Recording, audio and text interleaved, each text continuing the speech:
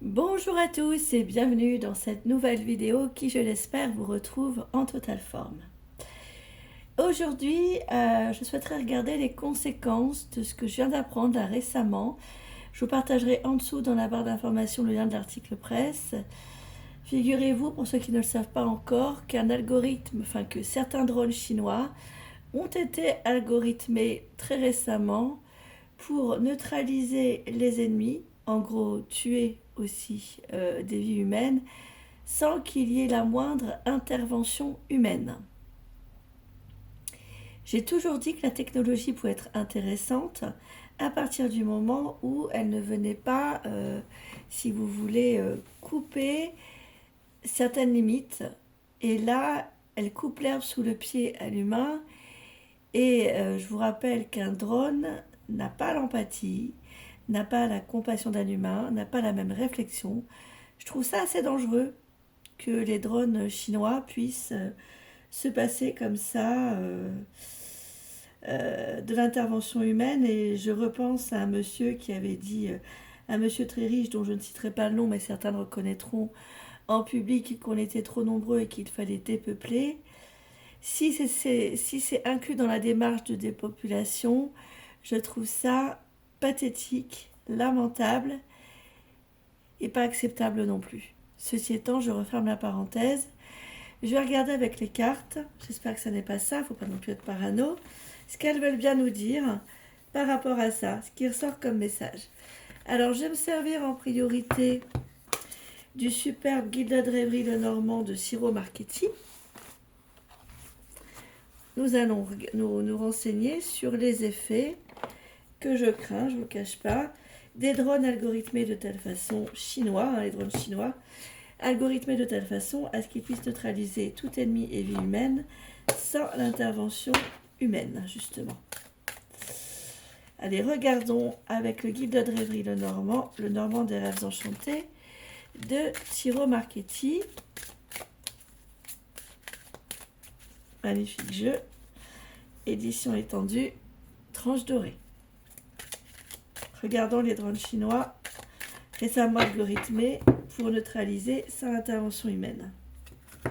Nous avons une énergie qui va être décuplée la concernant. Nous avons l'arbre, donc quelque chose qui risque d'être ancré dans le temps et qui risque malheureusement dans les années qui viennent, ce que je ne souhaite pas, être, dupliqué dans d'autres pays. Et nous avons les chouettes. Les chouettes peuvent nous parler de plusieurs choses dans le Lenormand des rêves enchantés. Elles vont nous parler d'un côté de la réflexion, de la sagesse, de la médiumnité, mais de ce qu'on ne voit pas, de ce qui est occulté, des rétentions d'informations. Là, pour moi, il faut retenir la définition rétention d'informations par rapport à quelque chose qui va s'ancrer, qui va s'enraciner et qui risque de se dupliquer dans d'autres pays.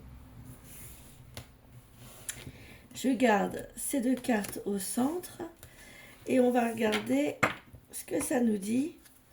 Après, je vais tirer cette autre carte en arc de cercle par rapport à ces fameux drones chinois.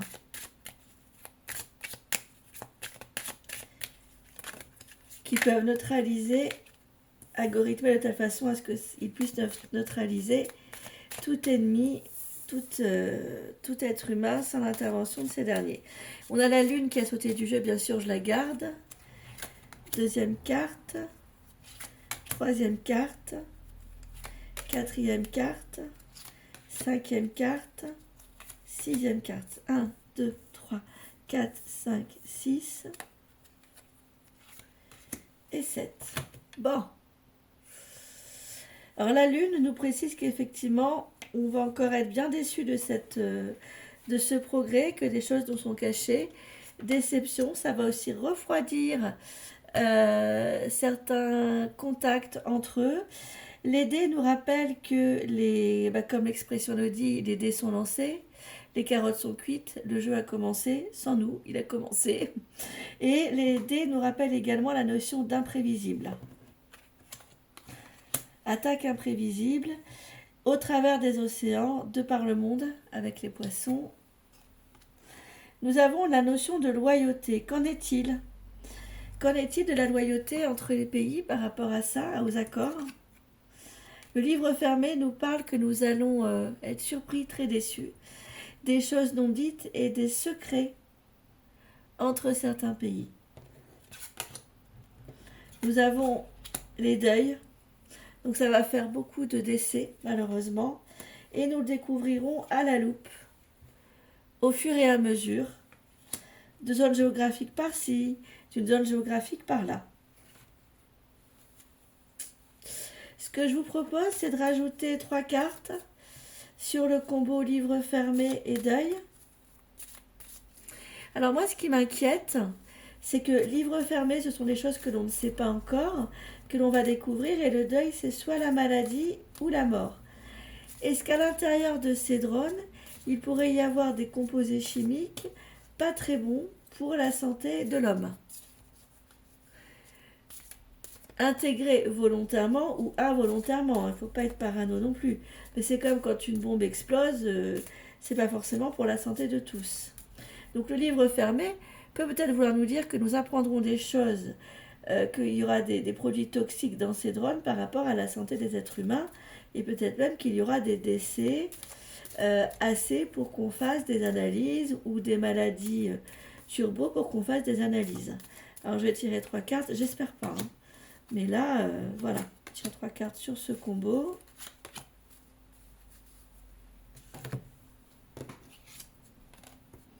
Nous avons le renard. Méfiance, il y a une notion de stratège. Quand j'ai le renard comme ça, j'aime pas trop. C'est à la fois la notion de de stratège, mais aussi de fausseté, de quelque chose qui est déjà calculé. Vous voyez, on a le manoir, hein, tranquillement.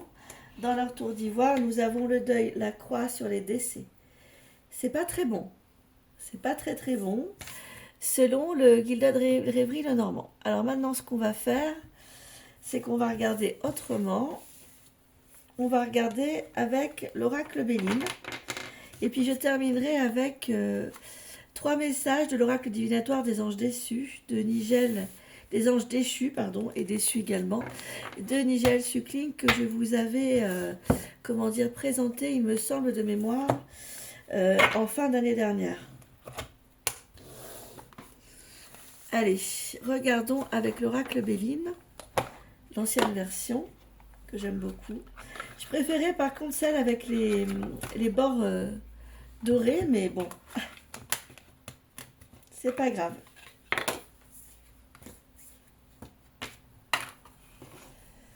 Hop. On va regarder l'oracle Béline. Je vais le mélanger tête bêche. Celui-là, c'est un peu comme le normand. Je trouve qu'il est très riche en signification. Tête bêche. Alors, est-ce que... Quelles vont être les conséquences, selon l'oracle Béline, conçu et dessiné par Edmond vers 1845, ce modèle, des drones chinois récemment algorithmés pour neutraliser sans l'intervention humaine l'ennemi, bien sûr, l'humain lui-même. Regardons.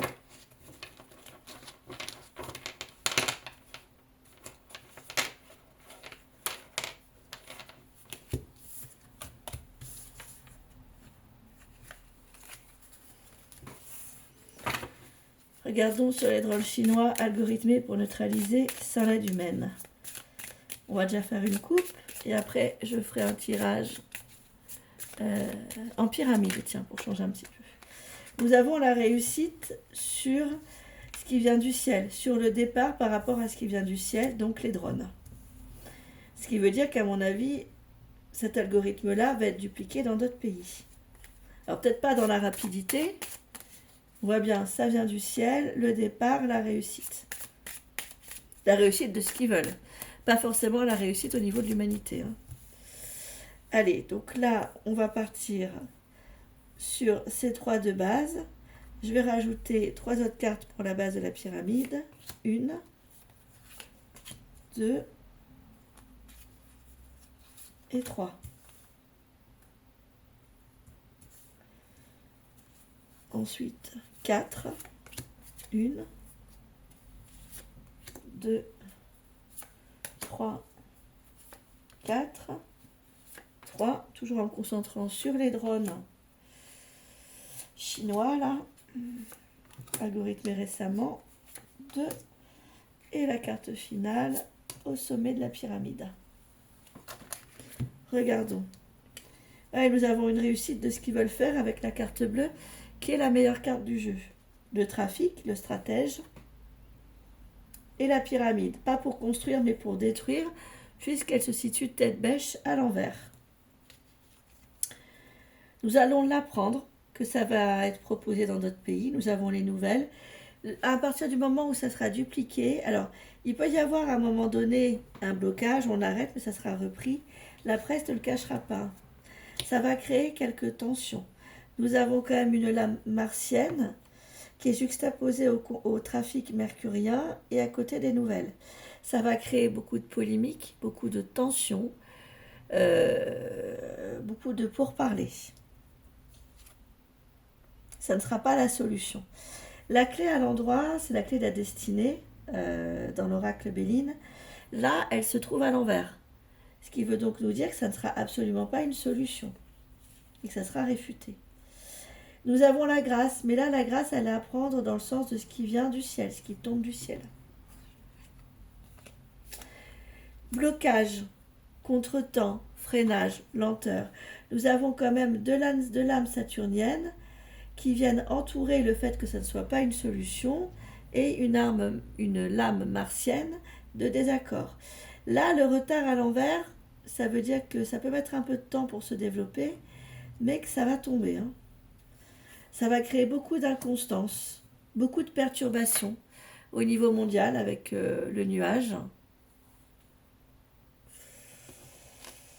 Nous avons les gens qui vont se trouver pieds et mains liés, les peuples de tout pays confondus avec la lame du despotisme qui rappelle un peu l'esclavagisme mais des temps modernes, qui vont se retrouver pieds et mains liés, qui n'auront pas forcément leur mot à dire, puisqu'on a le despotisme qui est au-dessus du retard, blocage, contrariété, contretemps et des nouvelles. Nous avons le hasard qui vient nous confirmer à côté de l'inconstance que ce sera des choses qui seront complètement imprévisibles lorsqu'ils arriveront, en tout cas même si parfois ils seront annoncés. Nous avons la découverte, et ce ne sera pas bon. Et nous avons surtout une lame saturnienne qui vient en haut, en tête, en pyramide, en sommet de pyramide, pour nous spécifier que ça va créer beaucoup de malheur. La fortune représente les handicaps, les choses qui ne peuvent pas fonctionner normalement, les dysfonctionnements, etc. Nous avons déjà les tendances. Alors, on va regarder maintenant. Je vais tirer 3 cartes des anges déchus, qui est un oracle divinatoire, mais qui aussi nous parle de messages spirituels, conseils par rapport à cette épreuve qui nous attend. Et je pense que le consulter par rapport à ce sujet, eh bien, ce n'est pas du luxe. Alors, c'est un jeu que j'ai eu l'occasion, parce qu'il est, je pense, à mon avis, un peu épuisé, où il devient rare. Il est accompagné de son livret. Vous pouvez peut-être encore l'obtenir si cette atmosphère vous plaît. Vous savez, dans les points de vente où ils vendent, en deuxième main. Donc, on va regarder ce que l'oracle divinatoire des anges déchus a à nous délivrer comme message par rapport à l'épreuve, parce que là, comme on l'a vu tant avec l'oracle des rêves enchantés de Ciro Marchetti que l'oracle Béline d'Edmond, on l'a vu avec les deux, ça allait être une épreuve pour le monde dans les temps qui viennent. Regardons ce que les anges déchus ont à nous conseiller en 3 lames par rapport à cette épreuve. Je brasse le support pour que les énergies nous parlent bien de l'épreuve des drones chinois récemment algorithmés pour neutraliser sans l'intervention humaine, ce qui est un petit peu flippant quand même. Il faut bien le dire. Bon, allez. On étend les cartes comme on peut, si elles veulent bien. Voilà. Tirons la première carte. La première carte, c'est Zépar. c'est la séduction. C'est-à-dire que ce projet-là, l'âme 19, ils vont l'amener en essayant de séduire les autres pays pour qu'ils fassent pareil en fait. Donc là, il y a une notion de stratégie dans le contexte de séduction, de manipulation quelque part. Alors, je vais lire la signification parce que je pense que c'est important. Alors, un amant séduisant apparaît, mais avancez avec précaution afin d'éviter une peine de cœur. Attention, prudence. Zépar prend la forme d'un beau guerrier qui incite les femmes à tomber éperdument amoureuses des hommes, les conduisant souvent à un chagrin d'amour. Il voit l'amour comme un terrain de bataille, de conquête et de chasse au trophée. Terrain de bataille, de conquête et de chasse au trophée, rapport de force. En tant que tel, il peut faire un compagnon formidable pour une brève aventure amoureuse, mais peut se révéler sournois dans une relation à long terme car il fait peu de cas de la vérité et de l'honnêteté. Retenons, bataille, conquête, chasse au trophée, rapport de force, absence de vérité et d'honnêteté. Il est aussi quelque chose peu métamorphe. Il adapte avec habileté son personnage, stratège donc, pour le faire correspondre aux désirs de ses cibles, les séduire pour qu'elles acceptent le principe, c'est-à-dire les autres pays du monde, et ne révèle que très peu de sa véritable personnalité, masque, visage caché. Véritable intention cachée au grand public. Regardons le message du deuxième ange déchu. Nous avons Shax. Shax, c'est la lame 37. Elle est aussi également très intéressante parce qu'elle va nous parler, en fait du danger de perdre, le danger de perte. Prémunissez-vous contre le vol, non seulement de biens et d'argent, mais de réputation. La perte. L'oiseau totem, qui ressemble un peu à un cygne quand même blanc. Les cygnes blancs ont plusieurs significations. Ils parlent également de transformation et de mort dans certains cas, transformation positive ou négative. Et là, on a la perte. Je cite. L'oiseau totem de Shax est la cigogne. Ah, la cigogne, pardon. La cigogne, c'est aussi le changement. On dirait un peu un signe aussi. Hein. Je dis ça, je dis rien. Non pas celle du folklore récent qui apporte les enfants, mais celle de la Grèce antique qui vole les enfants. Shax est un grand voleur, qui fut jadis le patron des voleurs de chevaux, mais que n'importe quelle sorte de richesse, mais de n'importe quelle sorte de richesse ou de trésor, pardon, je recommence, mais que n'importe quelle sorte de richesse ou de trésor attire. Il peut émousser la vue, l'ouïe et l'entendement de ses cibles, ce qui facilite ses affaires. Émousser. Si vous ne projetez pas vous-même de cambriolage, auquel cas le soutien de Shax sera le bienvenu, prenez garde à ceux qui sont susceptibles de vous dévaliser. Attention, danger de perte. Les cartes parlent très très bien. Regardons le message du troisième ange déchu. Par rapport à ce projet, par rapport à la mise en place concrètement, puisque Zépar élémentaire, de ces drones dans les airs, chaque élément R, algorithmé de sorte à neutraliser l'ennemi sans l'intervention de l'aide humaine. Nous avons Agarès, la force mais aussi la tourmente. Regardons le message délivré par Agarès concernant cette épreuve qui nous attend. Il peut aussi se prononcer Agréa, son élément c'est le feu. Et la planète c'est Vénus, c'est jouer avec les nerfs des gens, les sentiments des gens. Son message, rassembler des alliés en vue de conflits inévitables à venir. Rassemblement d'alliés, donc stratégie pour soumettre l'idée et les dupliquer dans d'autres pays, pour rassembler et être plus fort dans le cadre d'un conflit inévitable. Conflit inévitable. Je poursuis la lecture du message de ce mystérieux ange déchu. Agréas. Les animaux totems d'Agarès sont le crocodile. Alors le crocodile déjà, quand j'en vois un, je pars en courant, je ne sais pas vous, mais qui symbolise la maîtrise de force inconsciente, et le faucon qui représente l'agression. Force inconsciente dont on ne se doute pas encore aujourd'hui, et agression. Cet ange puissant provoque bouleversement et changement. Bouleversement. Retenons, tremblement de terre dans le monde naturel et révolution dans les affaires humaines. Révolution. Son apparition indique que des troubles sont sur le point d'éclater et que l'on doit être prêt à tirer parti de la situation. Retenons trouble. Agarès peut faire revenir de honte les déserteurs et peut faire perdre leur courage aux ennemis et les faire fuir. Il y a bien une notion de conflit, de combat.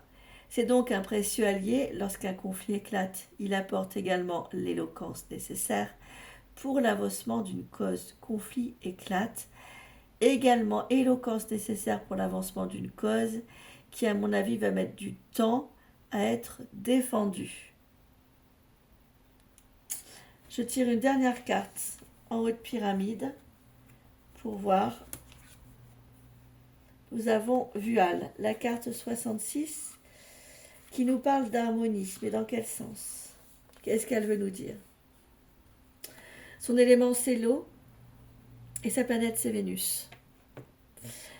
La paix s'étend, le moment est propice au règlement des dettes anciennes, ou peut-être un nouvel amour. Il y a des règles anciennes qui vont devoir se régler. En fait, il y a des dettes anciennes qui vont venir sur le tapis, des règlements de compte, etc. L'animal totem de Vual est le dromadaire ou chameau arabe. Rappelez-vous, quand on dit l'expression c'est un chameau, c'est pas forcément quelqu'un de gentil. Elle peut, comme Pémon et Gomori, apparaître sous la forme d'une princesse chevauchant l'une de ses montures. Sa spécialité est d'encourager l'amour, particulièrement celui des femmes pour les hommes, ainsi que la réconciliation entre des ennemis de longue date ou des ennemis ou parents fâchés. C'est intéressant, réconciliation entre des ennemis de longue date. Ce qui veut dire que sur du long terme, il y aura une réconciliation, mais qu'avant cette réconciliation, il y aura des conflits de longue date, des conflits longs, des conflits qui creusent les fossés. Vual excite également l'intérêt pour la divination et pour les autres pratiques mystiques et transmet les mystères de l'Égypte antique.